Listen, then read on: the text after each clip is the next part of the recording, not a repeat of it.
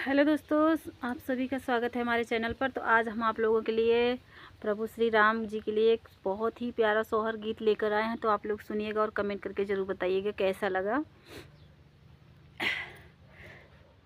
चिट्ठिया ता लिखे राजा दशरथ ता जनक जी का वरहन, जनक जी का वरहन हो।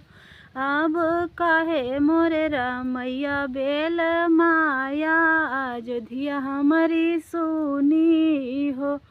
अब काहे मोरे रामैया बेल माया, अयोध्या हमारी सुनीन हो।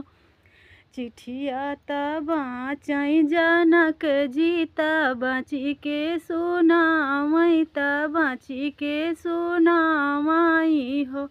अब जाऊ ना रामैया अपने अयोध्या, अयोध्या तोहरी सुनी, अयोध्या तोहरी सुनी। वरहनवा हम पायो, वरहनवा हम पावाऊँ हो। के करे बिना सुनी अयोध्या, के करे बिना बैठक, के करे बिना बैठक हो। अब के करे बिना सुनी बारो सैया, के करे बिना अंगना, के करे बिना अंगना हो। रामा बिना सुनी बाया अयोध्या, लखन बिना बैठक, लखन बिना बैठक हो।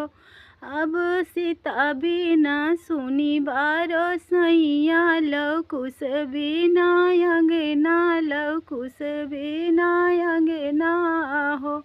अब सीता बिना सुनी बारो सैया, ललन बिना आंगन, ललन बिना आंगन हो। चिट्ठिया ता लिखे राजा दशरथ, जनक जी का वरहन, जनक जी का वरहन हो। अब काहे मोरे रामैया भार माया, अयोध्या हमारी सुनी, अयोध्या हमारी सुनी हो।